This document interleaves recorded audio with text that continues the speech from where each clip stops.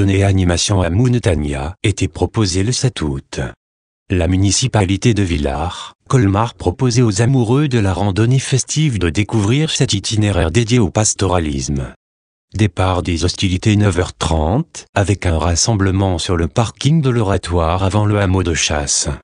Après quelques minutes d'attente pour donner le loisir aux retardataires de rejoindre le groupe, ce sera le moment sécurité où Nicolas, l'accompagnateur en montagne, donne les dernières consignes pour une montée tranquille et plaisante. On poursuit avec le cheminement, en toute quiétude sur le nouveau goudron, jusqu'au hameau pour la première halte avec le mot du maire André Guérand, heureux de la notoriété que prend cette animation, qui dépasse sans doute les prévisions. Il remercie pour l'occasion Pierre Bonnet et toute son équipe pour le travail important. C'est ensuite la page historique avec Pierre Bonnet. Les 5 saisons de Colmar initieront le premier intermède culturel juste avant le départ proprement dit en direction de la cabane Marie-Louise, ponctuée d'animations artistiques avec l'arrivée sur le plateau des chats, concerts, danses, ateliers de venderie, contes, apéro musical, dégustation de produits locaux.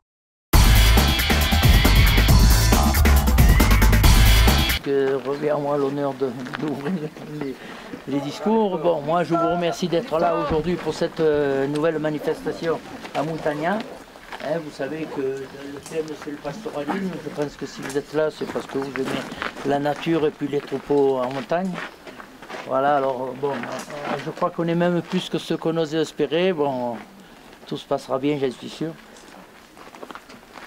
Lorsque vous êtes parti, vous êtes passé devant la chapelle Saint-Pierre. Chapelle Saint-Pierre, l'évêque n'en a pas parlé du tout, l'évêque Soanen. Elle apparaît dans le cadastre de Napoléon en 1825, déjà qu'elle a été construite, et elle a vraiment pris son nom que beaucoup plus tard. Si vous voulez, Chasse, ça paraît isolé, mais ça ne l'est pas du tout, parce que Chasse est sur un chemin royal qui rejoignait la Haute-Ubaye et le Haut-Verdon. Un texte du poète Arnaud Jonquet. La forêt magique.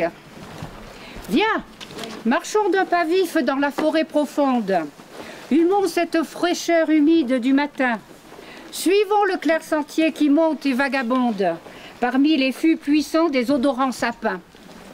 Le sous-bois est empli d'une brume légère, flottant, fantomatique, alentour des hauts troncs qui filtrent du soleil les flèches de lumière, créant un féerique éventail de rayons. Ces bois semblent déserts et cependant palpitent d'une abondante vie et l'on perçoit non loin, au sein des verts fourrés, que tout un monde habite.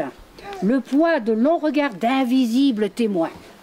Un oiseau nous surprend par son battement d'ailes. On entend tout là-bas d'un bûcheron les coups, le murmure du vent parmi les tiges frêles, ou bien l'écho lointain du doux chant du coucou. Un petit conte de Frédéric Mistral, l'épi de blé. On dit que si nous mangeons du pain, c'est aux chiens que nous le devons. Et voici comment. Il faut croire qu'autrefois, les épis étaient de la longueur de la tige du blé. C'est-à-dire qu'au lieu d'avoir comme à présent 30 ou 40 grains, le chaume était garni de la tige, de la cime jusqu'au sol. Et aussi, ainsi l'abondance régnait en tout temps. Tellement qu'une année, une femme sans respect torcha le derrière de son enfant avec un morceau de pain. Le bon Dieu, indigné de voir ainsi déshonorer notre aliment béni, voulut sur le champ détruire la grenaison du blé. Et de sa sainte main, prenant la plante par le pied, il alla traire et égrener l'épi en entier. Saint Jean l'arrêta. « Seigneur, fit-il de grâce, laissez-en quelques grains pour mon chien. » Et Dieu eut pitié et laissa pour le chien le petit épi que nous voyons encore. Mais en bas de l'épi, toujours, on trouve encore quelques grains avortés. C'est la marque des doigts de notre Seigneur. Alors, je vais enchaîner sur un texte de Jean Prohan, Tempête de printemps. C'est maintenant le plein été sur la montagne. La flamme d'août a roussi la terre. La terre est comme un corps desséché où les eaux trouent la peau, où le poil brûlé jaunit par place et tombe. On travaille dur dans les vallées. Tout le blé a mûri d'un coup et il a cette couleur de pain brûlé des étés torrides. Tout le monde s'y est mis. La paille trop sèche casserait, comme vert au moindre coup de vent, et le grain ne tient pas à l'épi racorni. On est obligé d'y aller presque partout avec la faucille. Ça augmente la peine. Mais le grain ne tiendrait pas devant la faux. On travaille dans un silence de désastre. Les hommes passent devant, cassés en deux, les reins broyés. Et les femmes suivent pour lier, brûlées de fatigue. Le ciel ardent laisse couler sa désolation sur le travail acharné des hommes. On s'est arrangé comme on a pu.